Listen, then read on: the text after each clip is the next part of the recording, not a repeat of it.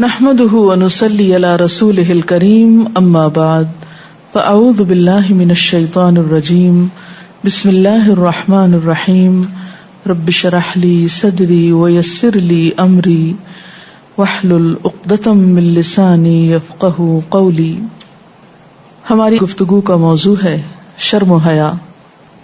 قرآن پاک میں اللہ سبحانہ وتعالی فرماتے ہیں ان اللہ یأمر بالعدل والاحسان وایتاء ذی القربى وینہی عن الفحشاء والمنکر والبغی یعظکم لعلکم تذکرون. بے شک اللہ حکم دیتا ہے عدل کا، احسان کا اور رشتہ داروں کو دینے کا، اور وہ روکتا ہے بے حیائی سے، برائی سے اور زیادتی سے. وہ تم کو نصیحت کرتا ہے تاکہ تم نصیحت پکڑو، سبق سیکھو. اس آیت میں کچھ چیزوں کے کرنے کا حکم دیا گیا ہے اور کچھ چیزوں سے روکا گیا ہے. روکی جانے والی چیزوں میں ایک چیز بے حیائی ہے، جس کے لیے یہاں پر لفظ فحشاء استعمال ہوا ہے. فحشاء سے مراد بے حیائی اور بے شرمی کی باتیں ہیں، ایسے اعمال ہیں جو حیا کے منافی ہوں. شرم و حیا ایک فطری خوبی ہے جو ہر انسان کے اندر رکھی گئی ہے، الا یہ کہ انسان اپنے فطرت کو مسخ کر دے. جو شخص شرم و حیا سے کام لیتا ہے وہ اپنے ایمان کو مکمل کرتا ہے، اور بے حیائی انسان کے ایمان کی دشمن ہے. حیا ہی وہ چیز ہے جس سے انسان اور حیوان میں فرق ہوتا ہے. حیوان کو اپنی ضروریات پوری کرنے کے لیے حیا کی ضرورت نہیں ہوتی، خواہ وہ اس کے پیٹ کا تقاضا ہو یا شرمگاہ کا تقاضا. ان تقاضوں کو پورا کرتے ہوئے اسے عقل اور شرم و حیا ان میں سے کسی بھی چیز کا لحاظ اور پاس نہیں ہوتا. لیکن انسان جانوروں سے مختلف ہے. انسان کو اللہ نے عقل اور شعور عطا کیا ہے، اور اس عقل و شعور کا تقاضا یہ ہے کہ انسان حیا سے کام لے. نبی صلی اللہ علیہ وسلم نے حیا کو ایمان کا حصہ قرار دیا ہے. الحیاء من الایمان، صحیح بخاری کی روایت ہے کہ حیا ایمان کی ایک شاخ ہے. بخاری ہی کی ایک اور روایت میں فرمایا الحیاء خیر کلہ، حیا بھلائی ہی بھلائی ہے، حیا میں سراسر بھلائی ہے. یعنی حیا انسان کو نیکیوں کی طرف متوجہ کرتی ہے، حیا انسان کے لیے نیکی کے دروازے کھولتی ہے، اور بے حیائی انسان کو برائی کی طرف لے جاتی ہے. اسی لیے آپ صلی اللہ علیہ وسلم نے فرمایا اذا لم تستحی فاصنع ما شئت، جب تم حیا نہ کرو تو پھر جو چاہو کرو. گویا حیا ایک آڑ ہے، ایک رکاوٹ ہے برائی کی طرف جانے کے لیے. اگر وہ آڑ ہٹ جاتی ہے، رکاوٹ ختم ہو جاتی ہے، تو انسان ہر طرح کی برائیوں میں کھلے عام ملوث ہو سکتا ہے. حیا انسانی زندگی کے سارے اعمال میں کسی نہ کسی طرح کام کر رہی ہوتی ہے. مثلا گفتگو ہی کو دیکھ لیجئے. جو شخص گفتگو میں حیا سے کام نہیں لیتا وہ اپنی زبان سے برے الفاظ نکالتے ہوئے ذرا بھی نہیں شرماتا. لڑائی جھگڑے کی بات ہو یا گالی گلوچ ہو یا دوسرے کے ساتھ بدتمیزی کرنا ہو، بد اخلاقی کا مظاہرہ کرنا ہو، یہ سب وہی کر سکتا ہے جس کے اندر حیا نہیں. حیادار انسان کبھی بھی کوئی منکر ناپسندیدہ بات زبان سے نہیں نکال سکتا. وہ دوسروں کا دل توڑنے سے بھی حیا کرے گا، وہ دوسروں کے ساتھ بدتمیزی برتنے سے بھی حیا کرے گا. اس کے برعکس بے حیا انسان اس کے جی میں جو چاہے آئے، وہ نہیں دیکھتا کہ وہ کسی بڑے سے معاملہ کر رہا ہے یا چھوٹے سے معاملہ کر رہا ہے. جب حیا نہیں، شرم نہیں، تو جو تمہارا جی چاہے کرو. صرف گفتگو ہی کے معاملے میں نہیں، باقی تمام چیزوں، مثلا اگر نگاہ میں حیا نہیں تو انسان پرواہ نہیں کرے گا حلال دیکھ رہا ہے یا حرام دیکھ رہا ہے. اسی طرح اگر حیا نہیں تو نہیں پرواہ ہوگی کہ حرام کھا رہا ہے یا حلال کھا رہا ہے. جب حیا ہوگی تو وہ اس کو حرام کی طرف جانے سے روک دے گی. اسی لیے ہم دیکھتے ہیں کہ آپ صلی اللہ علیہ وسلم نے فرمایا ان لکل دین خلقا وخلق الاسلام الحیا.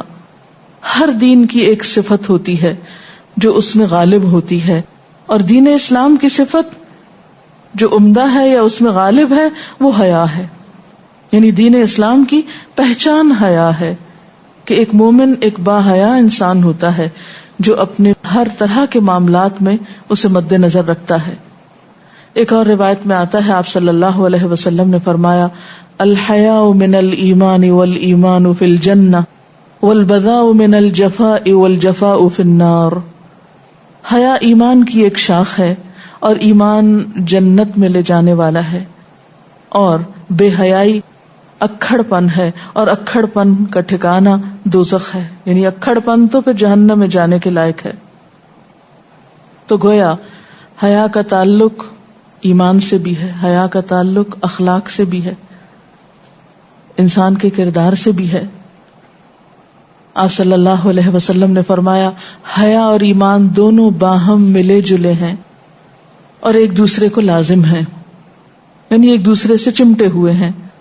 تو جب کسی شخص سے ان میں سے ایک اٹھ جاتا ہے تو دوسرا بھی اٹھا لیا جاتا ہے.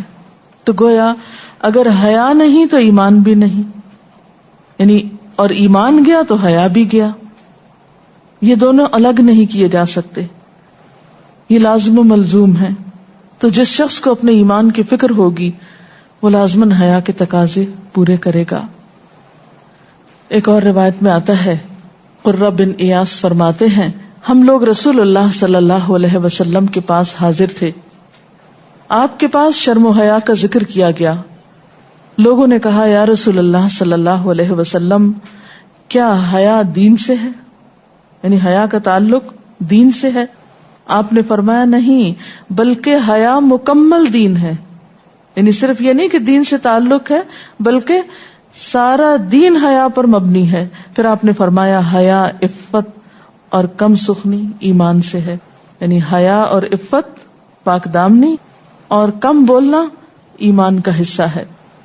اس کا یہ مطلب نہیں کہ ضرورت پڑنے پر بھی نہ بولنا نہیں، ضرورت کے مطابق تو بولنا ہی ہے، لیکن بلا ضرورت بولنا، کیونکہ وہ بھی انسان پر بے باک ہوتا چلا جاتا ہے.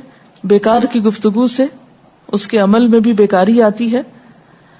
ایک اور حدیث میں آتا ہے نبی صلی اللہ علیہ وسلم نے فرمایا لا ایمان لمن لا حیا لہ. اس شخص کا تو ایمان ہی نہیں جس کے پاس حیا نہیں. آپ نے یہ بھی فرمایا کہ لوگوں اللہ سے حیا کرو جیسا کہ حیا کرنے کا حق ہے. تو صحابہ نے عرض کیا کہ اللہ کے رسول صلی اللہ علیہ وسلم ہم تو اللہ تعالیٰ سے حیا کرتے ہیں. آپ نے فرمایا یہ نہیں، بلکہ حیا وہ شخص کرتا ہے جو سر اور آنکھ وغیرہ کی حفاظت کرتا ہے اور شرمگاہ وغیرہ کی، اور موت اور گلنے سڑنے کو یاد رکھتا ہے، اور آخرت کا چاہنے والا دنیا کے زیب زینت کو چھوڑ دیتا ہے. اور جس نے ایسا کیا اس نے خدا سے شرمانے کا حق ادا کر دیا. یعنی حیا کا دائرہ بہت وسیع ہے. اس میں سر کی حفاظت، یعنی سر کے اندر پائے جانے والے خیالات کی حفاظت، نگاہ کی حفاظت، شرمگاہ کی حفاظت، پھر اسی طرح موت کی یاد، پھر اسی طرح موت کے بعد گلنے سڑنے کو یاد رکھنا. یعنی جو سوچتا ہے کہ میرا مر کے کیا حال ہوگا وہ کبھی بھی پھر تکبر نہیں کر سکتا، اور ایک متکبر انسان کبھی بھی با حیا نہیں ہو سکتا، کیونکہ حیا تکبر میں مانع ہو جاتی ہے. ایک اور حدیث میں آتا ہے کہ بے حیائی عیبدار بنا دیتی ہے اور شرم و حیا خوبصورت بنا دیتا ہے. یعنی حیا کے اندر ایک فطری حسن بھی ہے، اور با حیا انسان جو اپنی گفتگو میں محتاط ہے، جو اپنی نظر میں محتاط ہے، جو اپنے معاملے میں محتاط ہے، اس کی شخصیت پھر خوبصورت ہو جاتی ہے. حیا عریانی کی ضد بھی ہے. انسان کو اپنے لباس کے معاملے میں بھی بہت محتاط ہونے کی ضرورت ہے. حیا کا تعلق انسان کے لباس سے بھی ہے. عریانی یعنی ننگا ہونا یہ حیا کی ضد ہے.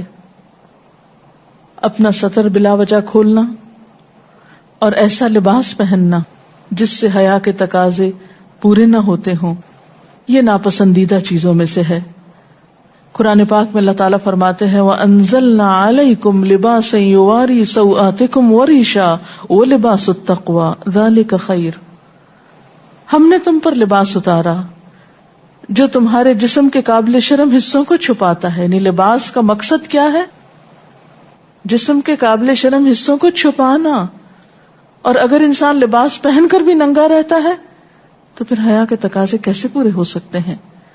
وہ ریشہ اور لباس باعث زینت بھی ہے، یعنی عریانی میں زینت نہیں ہے، لباس پہننے میں زینت ہے اور خوبصورتی ہے۔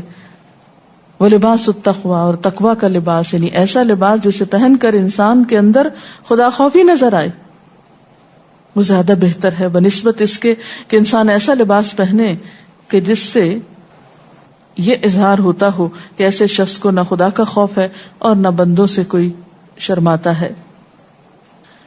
لیکن ایک بات یہاں یاد رہے کہ انسان دین سیکھنے کے معاملے میں، اچھی بات جاننے کے معاملے میں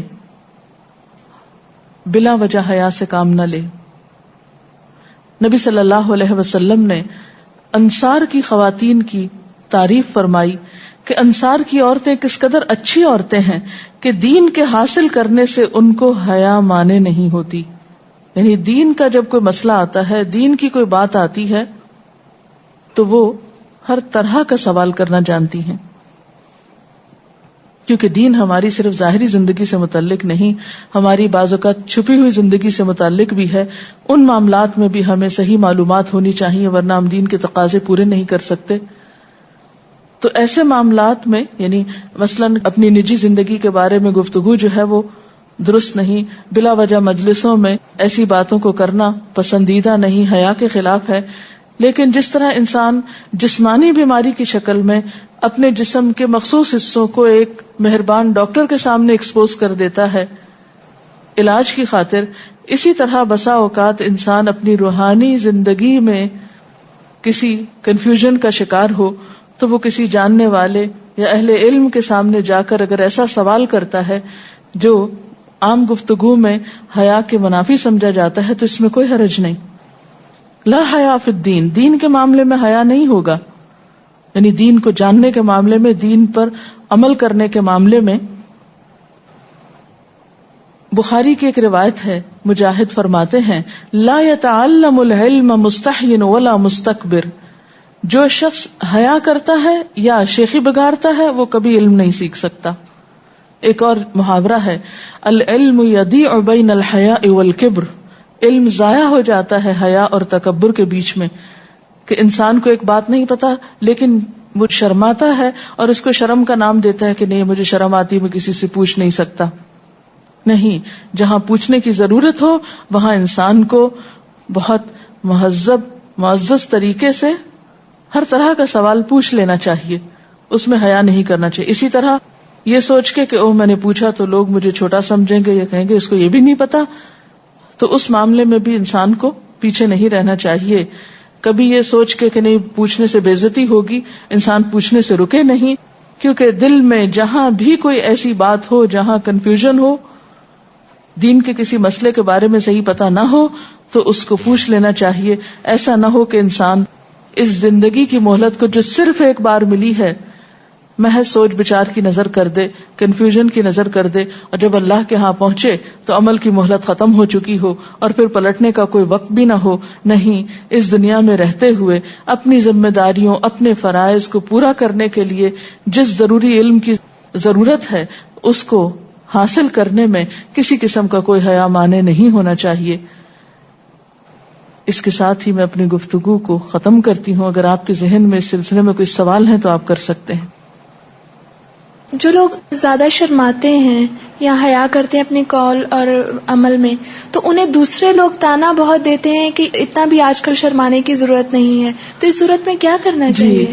نبی صلی اللہ علیہ وسلم کے زمانے میں بھی ایک مرتبہ ایسا ہی ہوا کہ ایک شخص دوسرے کو تلقین کر رہا تھا کہ تم بہت زیادہ شرماتے ہو اور اتنا شرمانے کی ضرورت نہیں، تو آپ صلی اللہ علیہ وسلم نے ایسی نصیحت کرنے والے کو منع کیا اور فرمایا کہ اس کو چھوڑ دو، کیونکہ حیا تو سراسر بھلائی ہے، یعنی حیا سے خیر ہی پھوٹتی ہے، کسی کو ایسی چیز کے بارے میں تانا دینا یا حیا کرنے پہ برا بھلا کہنا یہ درست نہیں ہے، اور نہ ہی کسی کی ایسی بات اور نصیحت میں پھر آنا چاہیے اگر کوئی شخص خیر سے روک رہا ہو یا حیا سے منع کر رہا ہو۔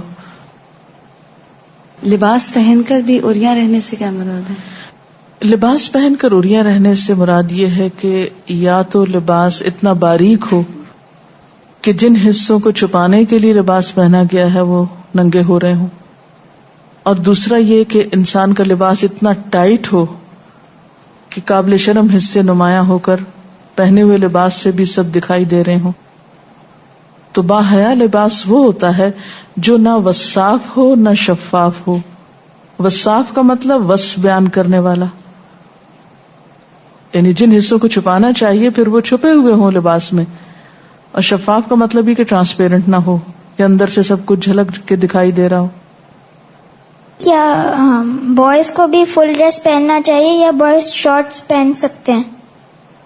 جب تک بالغ نہ ہوئے ہوں، چھوٹے بچے ہوں، وہ پہن سکتے ہیں، لیکن جب بڑے ہو جائیں، نماز پڑھنے کی عمر آ جائے تو پھر ان کو اپنے گھٹنے کور کرنے چاہیے۔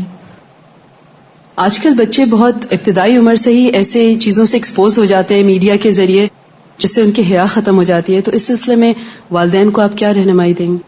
والدین کو اس پر نظر رکھنی چاہیے کہ بچے کیا دیکھ رہے ہیں، اور اگر کچھ ایسی چیزیں ہوں بھی تو ان کو نظر جھکانے کی تربیت یا ٹریننگ بھی دینی چاہیے۔ قرآن پاک میں مومن مردوں اور عورتوں دونوں کے لیے یہ حکم آیا ہے کہ قل للمؤمنین یغضوا من ابصارہم ویحفظوا فروجہم، مومن مردوں سے کہہ دیجئے کہ وہ اپنی نگاہیں جھکا کر رکھیں اور اپنی شرمگاہوں کی حفاظت کریں۔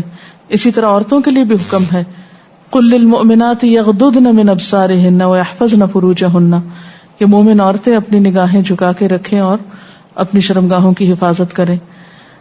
ولا یبدین زینتہن، اور اپنی زینت کو ظاہر نہ کریں۔ واضح حکم ہے قرآن پاک کا۔ تو اس میں والدین کا فرض بنتا ہے کہ بچوں کو بچپن سے ہی اچھائی اور برائی کا پیمانہ بتا دیں، اور اس میں انہیں ان کے شعور کو اور ان کے احساس اور ضمیر کو زندہ رکھیں اور اسے جگاتے رہیں اور احساس دلاتے رہیں، تاکہ وہ صرف آپ کے ڈر سے نہیں بلکہ اللہ کے ڈر سے اچھائی اور برائی کا فرق کرتے ہوئے خود برائی سے بچنے کی کوشش کریں۔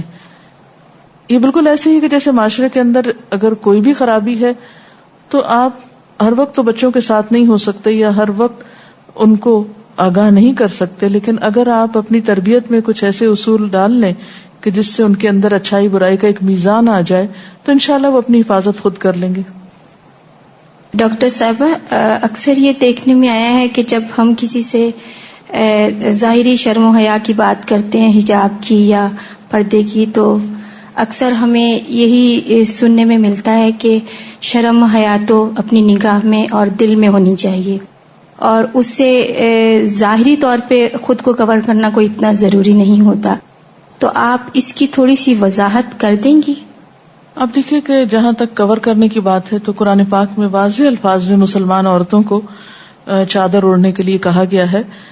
سورۃ الاحزاب کی آیت نمبر 59 میں آتا ہے، یا ایھا النبی قل لازواجک وبناتک ونساء المؤمنین یدنین علیہن من جلابیبہن۔ اے نبی صلی اللہ علیہ وسلم، آپ کہہ دیجئے اپنی ازواج کو، اپنی بیٹیوں کو اور مومنوں کی عورتوں کو کہ اپنے اوپر سے اپنی چادروں کے پلو ڈال لیں۔ جلباب عربی زبان میں بڑی چادر کو کہا جاتا ہے، تو صرف یہ کہنا کہ ہمارے دل میں حیا ہے یا ہماری نگاہ میں ہے اس لیے ہمیں اس خاص لباس کی ضرورت نہیں جو ہمیں قرآن نے بتایا ہے، تو یہ درست نہ ہوگا۔ ہمیں اپنے خیالات اور اپنی سوچ کے مطابق نہیں دین کو لینا، بلکہ اس کے مطابق لینا ہے جو قرآن و سنت میں ہمیں بتایا گیا ہے۔ تو اللہ تعالیٰ سے دعا ہے کہ وہ ہمیں عمل کی توفیق عطا فرمائے۔ وآخر دعوانا ان الحمد للہ رب العالمین۔ سبحانک اللہم وبحمدک، نشہد ان لا الہ الا انت، نستغفرک ونتوب الیک۔ والسلام علیکم ورحمۃ اللہ وبرکاتہ۔